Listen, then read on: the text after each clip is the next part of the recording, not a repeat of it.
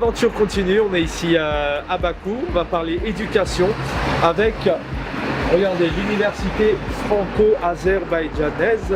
Le plaisir d'accueillir ici le professeur, le directeur de cet institut, Vaser Askarov. Bonjour, merci pour votre accueil. Oui, bonjour. Je vous remercie aussi pour votre visite à l'université. C'est un grand honneur de vous accueillir ici. J'aimerais bien aussi vous donner un peu d'informations sur la création de cette université qui existe déjà maintenant plus de 5 ans.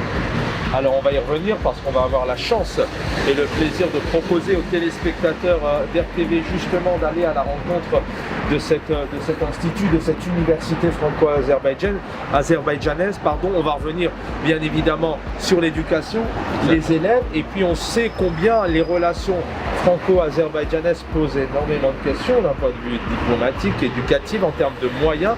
On va essayer de comprendre réellement aussi, il y a des étudiants que viennent-ils chercher, mais on va essayer aussi de comprendre un peu l'état d'un point de vue politique, étatique en France, celui de l'Azerbaïdjan, et vous-même, comment vous arrivez à travailler ensemble, quels sont les apports. Mais avant tout, bien évidemment, voilà, une petite minute sur vous, votre présentation. Qui êtes-vous? Avec plaisir. En fait, moi, je suis Vaser Askarov, je suis originaire de Bakou. J'ai fait mes études d'abord à Bakou. Après, j'ai fait pendant quelques années mon master, mes 2 masters et aussi le doctorat en France, à l'université de Strasbourg. Aujourd'hui, je suis très heureux que mon université, où j'étais élève pendant quelques années, est présent aujourd'hui, pas seulement avec son système éducatif, mais en même temps avec ses enseignants ainsi que son gouvernance.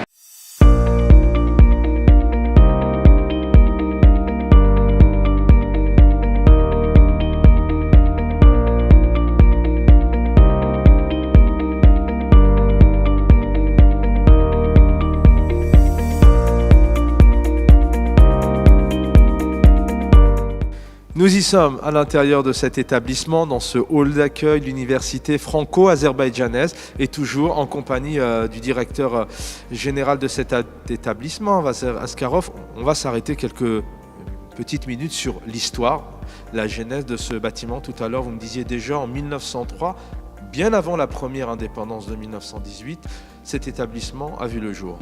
Exactement. En fait, pour nous, c'est aussi un grand honneur d'avoir commencé en fait l'éducation dans ce bâtiment très très historique. À Bakou, au début du XXe siècle, il y a eu beaucoup de constructions avec de booms pétrolières.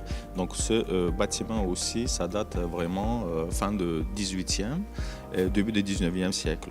En fait, la recherche sur le fait historique du bâtiment n'était pas assez facile parce que c'était une période assez difficile et aussi assez importante pour l'Azerbaïdjan. On a eu l'époque de Tsar, l'époque de bolchevique, l'époque de première indépendance que vous avez signalé tout à l'heure, et aussi l'ère soviétique qui a commencé. En fait, la première fait historique qu'on a trouvé sur le bâtiment existe en 1913.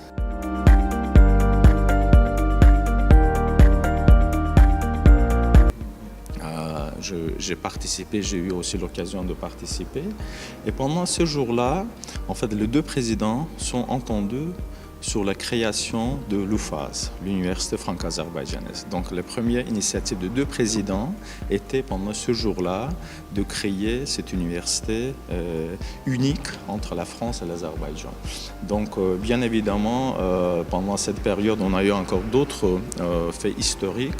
Aujourd'hui, on est très content que l'UFAZ joue et aussi continue à jouer un rôle important entre les 2 pays. Écoutez, je peux dire qu'aujourd'hui, qu'est-ce qu'apporte l'université en fait franco-azerbaïdjanaise pour les 2 pays? Je me rappelle en 2018, quand il y avait les visites officielles du ministère des Affaires étrangères, M. Le Drian, exactement, quand il était à UFAZ, il a montré dans son discours que UFAZ joue un rôle exceptionnel. Et c'est aussi un lien entre les 2 pays qui peut être un exemple pour les autres pays. Donc aujourd'hui, avec UFAZ, on essaie d'avoir le système éducatif français à Bakou, Donc dans le décret présidentiel, c'est aussi bien écrit, en fait, les jeunes Azerbaïdjanais, sans quitter les territoires, reçoivent l'éducation européenne dans leur pays. Je m'appelle Elisaveta Bidanova, je suis secrétaire générale de l'Université franco-azerbaïdjanaise. Donc ce projet, c'est un projet partenarial qui résulte d'une convention intergouvernementale entre la République de l'Azerbaïdjan et la France. Il repose sur un partenariat avec deux universités. Du côté azerbaïdjanais, c'est l'Université d'État de l'industrie et du pétrole, et du côté français, c'est l'Université de Strasbourg.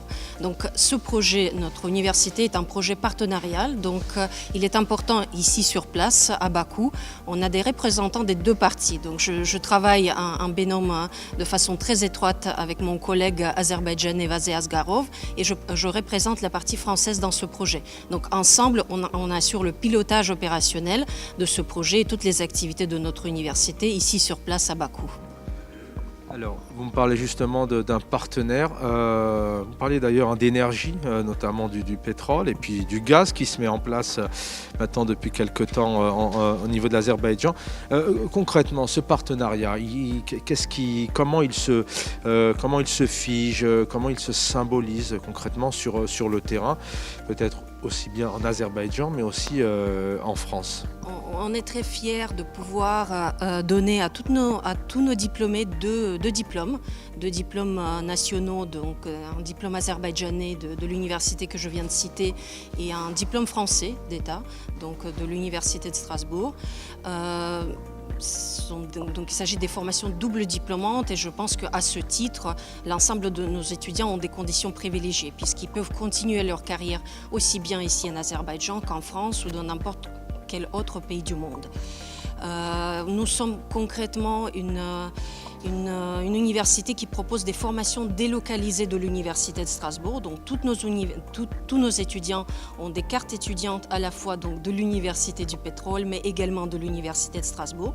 Donc nos étudiants sont à temps plein les étudiants de l'université de Strasbourg. J'oublie de mentionner également un autre partenaire français de notre projet qui est l'université de Rennes-An avec lesquels on a une formation double diplômante dans le domaine de génie pétrochimique. Donc ici en Azerbaïdjan, on est en partenariat avec l'Université de pétrole qui est une grosse école d'ingénieurs qui forme depuis plus d'une centaine d'années des cadres de haut niveau pour l'industrie pétrochimique. Donc nos formations sont à la fois des formations d'ingénieurs, mais de l'autre côté, du fait qu'on est en partenariat avec l'Université de Strasbourg, qui est une des plus grandes universités de recherche en Europe, le numéro 1 dans le domaine de chimie par ailleurs. Donc nous sommes également une université qui offre des formations fondamentales en sciences. Donc je pense que nos étudiants sont ces atouts doubles de bénéficier de ces formations qui sont entre des formations d'une école d'ingénieurs et des formations d'une université fondamentale. Je pense que c'est une très grande richesse et un très grand atout dont tous nos étudiants bénéficient.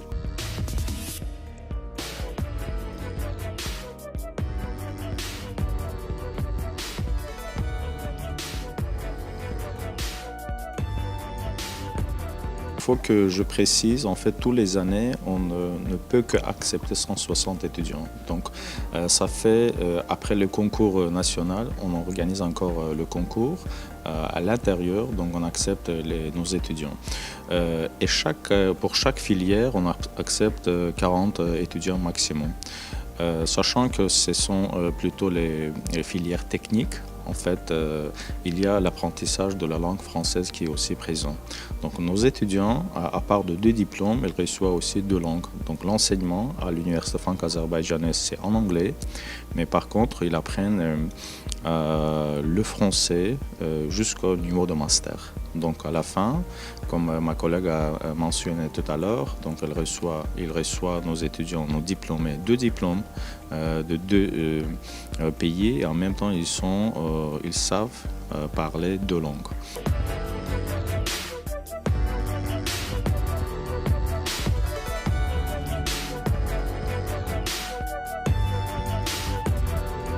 Je m'appelle Aidan, je suis étudiante de la cours chimie. J'étudie dans cette université pour 2 ans.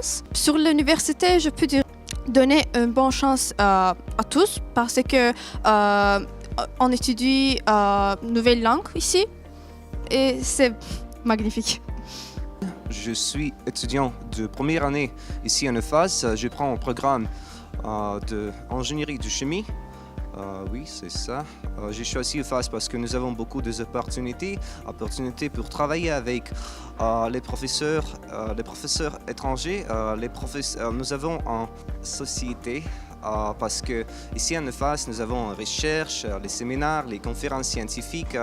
Je suis très intéressé en recherche ici, par exemple, si je voudrais continuer ça, je vais travailler comme chercheur, possible qu'ici, pourquoi non? Bonjour, je m'appelle Gülşen, je suis étudiante à l'UFAS pour 2 ans. Ma faculté est ingénieur chimiste. Et je suis contente pour UFAS parce que j'ai choisi cette université parce que je veux apprendre de nouvelles langues et aussi je veux chimiste. C'est une grande chance pour étudiants qui veulent apprendre de nouvelles langues et aussi qui veulent aller à l'étranger.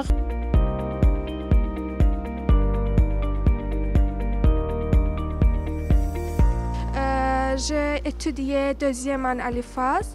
Maintenant, je suis contente pour étudier à cette université. À mon avis, l'UFAS est une très bonne université pour étudier à l'étranger. J'aime ça beaucoup à l'UFAS. Aussi, j'adore ma professeure qui vient de français.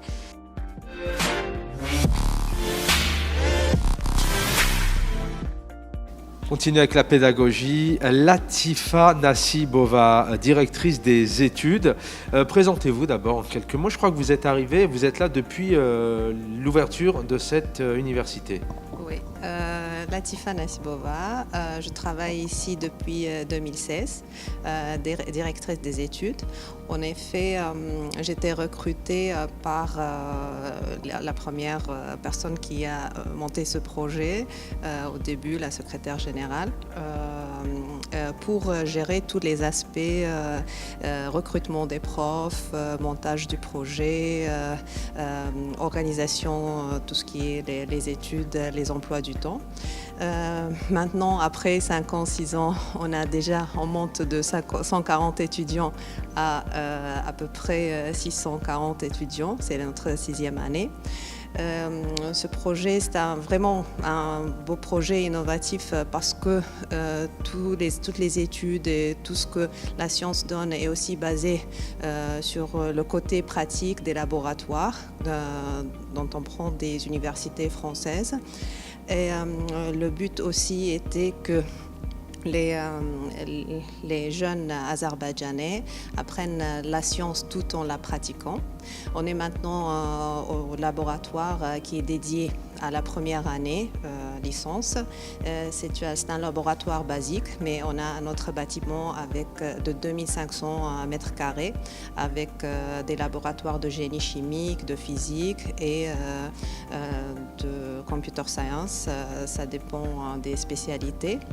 Ce laboratoire, il est fait essentiellement pour les premières années pour montrer la méthodologie de la pratique de la chimie et de la physique. Alors d'après ce qu'on a compris, il y a des étudiants de Bakou, de Gandja, qui arrivent aussi d'Europe, de France.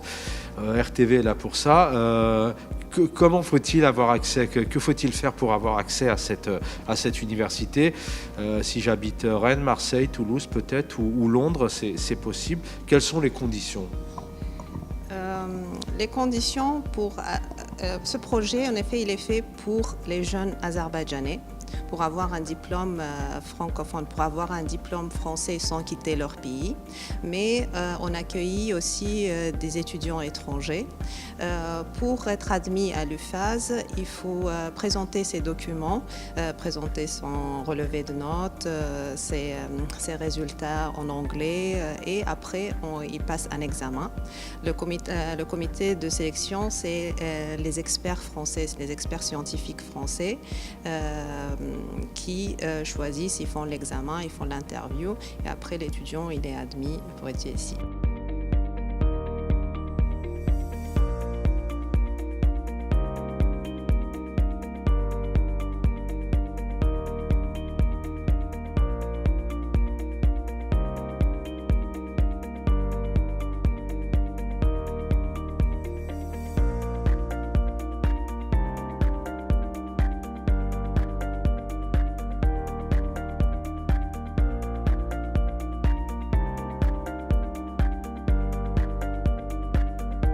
Latifa, avant de se quitter, c'est un fait important. Votre père, je crois, était déjà là il y a votre arrivée a une particularité. Racontez-nous, ça sera plus simple et beaucoup mieux que moi. Oui, je parle très bien français, en effet, parce que je viens d'un pays francophone. Si on revient à l'ethnicité et tout, ça ne date pas de très jeune. Même mon père, il était venu en Azerbaïdjan pour étudier. Cette même université de pétrole et d'industrie, auquel UFAS travaille au sein de cette université, déjà accueillait beaucoup d'étudiants d'origine maghrébine et d'origine africaine. Il y avait beaucoup d'étudiants étrangers, dont mon père, d'origine tunisienne. Et c'est comme ça que moi, après, je suis revenue étudier ici et je suis restée en Azerbaïdjan, travailler dans un milieu francophone.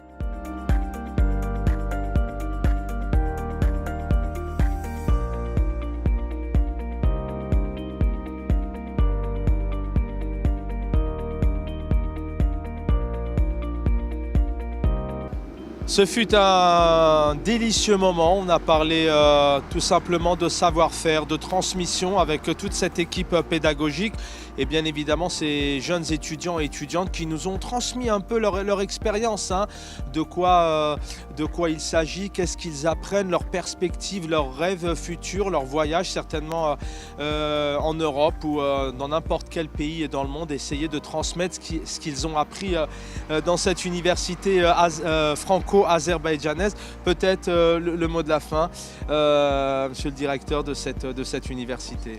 Je voulais remercier RTV d'être aujourd'hui avec nous. Et il y a même le soleil qui nous dit bonjour en début février 2022. Donc je suis très content que j'ai pu un peu parler de notre université, ce qu'on a pu créer pendant ces dernières 6 années. Je pense qu'on va faire la preuve, on va continuer.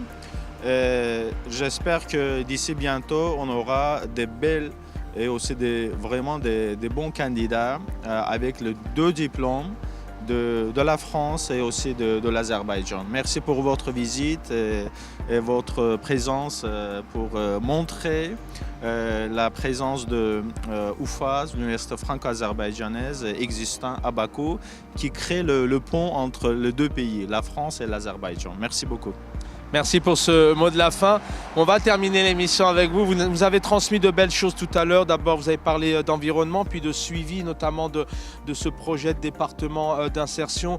Aussi ce message qu'en Azerbaïdjan, les filles, en tout cas, il y a un travail qui est fait pour leur donner un peu plus accès, plus de possibilités, notamment au niveau des études. Ce sont des vraies valeurs, sans compter bien évidemment cette très belle salle de chimie. On en parlait tout à l'heure en réunion, hein, dans le cadre de ce moment convivial, et on vous en remercie. On a dégusté un très très bon thé. D'ailleurs, le thé est bon en Azerbaïdjan.